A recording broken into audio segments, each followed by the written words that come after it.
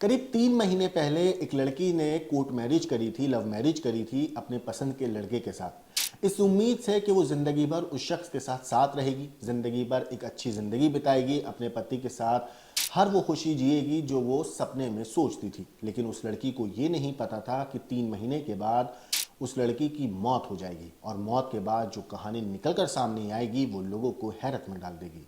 ये पूरा मामला है ग्रेटर नोएडा का, जहां पर मोनिका नागर नाम की 22 साल की लड़की है जिसकी संदिग्ध हालत में मौत हुई है। अब इस मौत के बाद जो मोनिका की मां है और मोनिका के जो रिश्तेदार हैं वो मोनिका के पति पर और उसके ससुराल वालों पर मोनिका के काफ़ी गंभीर और संगीन आरोप लगा रहे हैं। मां ने साफ तौर पर कहा है कि उनकी बेटी के साथ लगातार मारपीट की जा रही थी। दरअसल मोनिका की काफ़ी ज़्यादा प्रॉपर्टी है और परिवार का ये आरोप है मोनिका की माँ और रिश्तेदारों का, भाइयों का, कि मोनिका से उसका पति ज़बरदस्ती वो प्रॉपर्टी अपने नाम करवाना चाहता था, वो पैसा लेना चाहता था मोनिका से और लगातार कह रहा था कि अगर तुम वो प्रॉपर्टी हमें नहीं दोगे तो मैं तुम्हें मार दूंगा। यहाँ तक कि मोनिका के जो एक चचेरे भाई हैं उन्होंने तो ये तक बताया ऑन कैमरा कि जिस दिन मोनिका की मौत हुई है, मौत से पहले मोनिका ने अपने कज़न को फ़ोन किया था और कहा था कि ये लोग मुझे मार देंगे, मेरे साथ मारपीट कर रहे हैं। क्या कुछ कहा है मोनिका के भाई ने, क्या कुछ कहा है मोनिका की मां ने, एक बार आप सुनिए। मेरा नाम रेनू नागर। क्या घटना हुई है आपके साथ? मेरी लड़की को मार दी। किसने मार दी? कैसे कैसे पूरी वो बताइए। वो मेरी लड़की अनुज चौहान घोड़ी घोड़ी बछेड़ा शादी करके गई थी और मेरी लड़की रात मार दी। धोखे से शादी धोखे से शादी करी अच्छा, थी। कब शादी हुई थी? क्या था पूरा घटना? कैसे हुई थी? थोड़ा सत्तर बोले नहीं, आप बोलिए। हाँ 17 फरवरी। अच्छा, हाँ जी। 3 महीने पहले शादी हुई थी। हाँ जी। अच्छा, हाँ जी, तीन महीने पहले शादी हुई थी। फिर शादी के बाद वो लड़का कहने लगा था या तो अपनी संपत्ति बेच के जो तेरे नाम है मेरे से यहाँ ला, वरना मैं तुझे मार दूंगा। वो बार बार कहती थी कि ये मुझे पीटता है, मुझे टॉर्चर करता है। फिर कल दोपहर दिन में 2 बजे फोन आया उसका। हम मेरठ से आए, हम मेरठ ही रह रहे हैं हाल फिलहाल में। फिर वहाँ से पता लगा, जब उसके घर के सामने आए तो बड़ा भीड़ भड़ाका हो रहा था। उस टाइम पे उसे मार के ले जा रहे थे, घर में मार दी थी, उसे आग से जला दिया था और ले गए थे। हमने मम्मी ने उसका गाड़ी यहाँ हॉस्पिटल के सामने फुटेज है तो वो टक्कर मार के भाग गया। और फिर वे 4 वे हैं उधर पीछे मेट्रो स्टेशन की तरफ, उधर आग दे दी रोड पे गिर के उसने। अच्छा, अनुज ने, उसके भाई ने, उसकी माँ ने, उसके बाप ने और 3-4 लड़के गाँव के थे उनके, और एक फॉर्च्यूनर, ब्लैक कलर की फॉर्च्यूनर में। मैं अच्छा, क्या जिनकी मौत हुई है क्या उनका नाम था? कैसे शादी हुई थी और क्या पूरा है वो थोड़ा? जी, उनका नाम था मोनिका नागर, अच्छा, ग्राम बरोला, थाना 49। हम्म, पिताजी का नाम महाराज सिंह नागर। हाँ जी, हाँ स्वर्गीय महाराज सिंह। पिताजी भी नहीं है। अच्छा, हाँ, लड़की का शादी कैसी थी? Arrange marriage, love marriage? नहीं, लव मैरिज थी जी। अच्छा, हाँ, धोखे से ले गया था लड़का भगा कर उसे 17 फरवरी को। हाँ, लव मैरिज तो थी। जो आप प्रॉपर्टी की बात करें, क्या प्रॉपर्टी थी लड़की के नाम? प्रॉपर्टी करोड़ों रुपए की प्रॉपर्टी थी लड़की के नाम। पिताजी की प्रॉपर्टी है उसकी बड़ौदा में और दुजाना गाँव में, यहाँ दादरी के पास। अच्छा, हाँ, छोटी है, इसके भी नाम है, माता जी के भी नाम है। हम्म, हाँ जी। उस प्रॉपर्टी को लेके हाँ जी, प्रॉपर्टी को लेके विवाद था। वो लड़का यही चाहता था, वो ले गया इसलिए था कि मैं प्रॉपर्टी हासिल करूं, इसे मार कर इसकी प्रॉपर्टी मैं हासिल कर लूं। अच्छा, जब आपको सूचना मिली मारपीट की तो फिर आप आए तो क्या नहीं, हुआ? मारपीट की सूचना ये थी कि ये मुझे मार रहा है पूरा परिवार। मारपीट की सूचना उसे कई दिन पहले दी थी, या तो प्रॉपर्टी बेच के हमें दे, अन्य हम तुझे मारेंगे। कल तो ये सूचना थी कि मुझे मार रहे हैं जी। फिर इतने मेरठ से यहाँ भाग का आए, देखा घर के सामने बड़ी भीड़ भाड़ है और उसे गाड़ी में गिर कर ले जा रहे थे उस टाइम। कल रात 9 बजे के करीब की बात है। अच्छा, हाँ जी, मैं मौके पर मौजूद था वहाँ, मैं ही फिर क्या लेकर हुआ? आया था इन्हें। फिर क्या हुआ? फिर हमने आगे जाकर उस गाड़ी का पीछा करा तो वो गाड़ी हॉस्पिटल कौन सा था? गैलेक्सी हॉस्पिटल था। अच्छा। वहाँ पे गैलेक्सी हॉस्पिटल पे हमने जाकर जी वहाँ से देखा तो मम्मी गाड़ी के आगे अड़ गई, तो उसने गाड़ी के टक्कर मार के मम्मी के और भाग गया वो लेकर। और फिर उधर मेट्रो स्टेशन की तरफ उनकी ठाके जला दिया उन्हें रोड पे ही।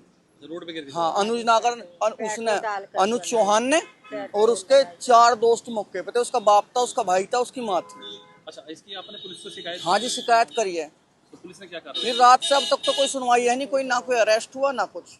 क्या कह रहे हैं? कोई पुलिस अधिकारी से बात नहीं? हाँ, एएसपी मैडम आई थी, वे कह रही है जल्द कार्रवाई कर रहे हैं। लड़का ठाकुर है, लड़की गुज्जर है। अच्छा, हाँ, लड़की गुज्जर समाज से है और लड़का ठाकुर है।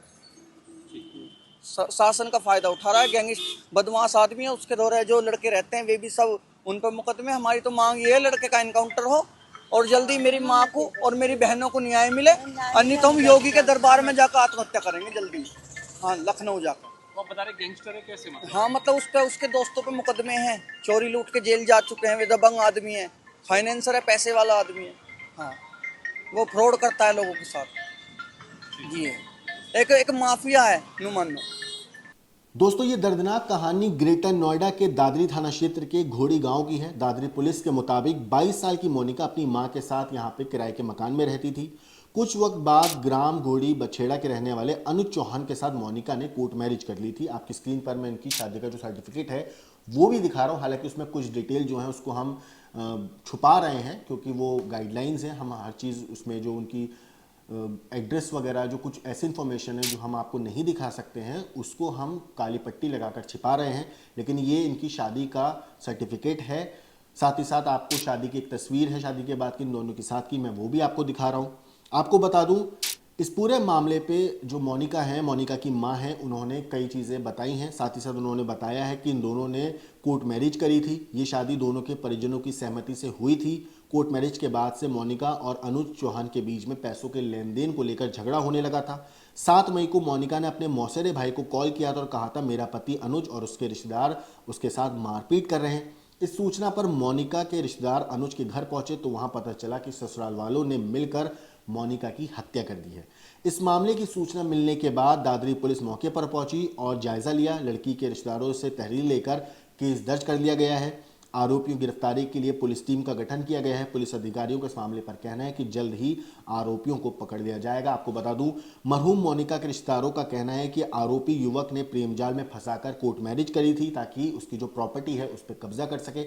यह आरोप मोनिका के रिश्तेदारों ने लगाए हैं। शादी के बाद से ही वो प्रॉपर्टी अपने नाम कराने का दबाव बना रहा था। गुरुवार की शाम मोनिका ने अपनी मां को कॉल किया था और कहा था ससुराल वाले उसके साथ मारपीट कर रहे हैं। इसके बाद जब मां गांव पहुंची तो घर के बाहर भीड़ लगी थी। आरोप है कि मोनिका की शव जो है सड़क किनारे जली हुई हालत में मिला।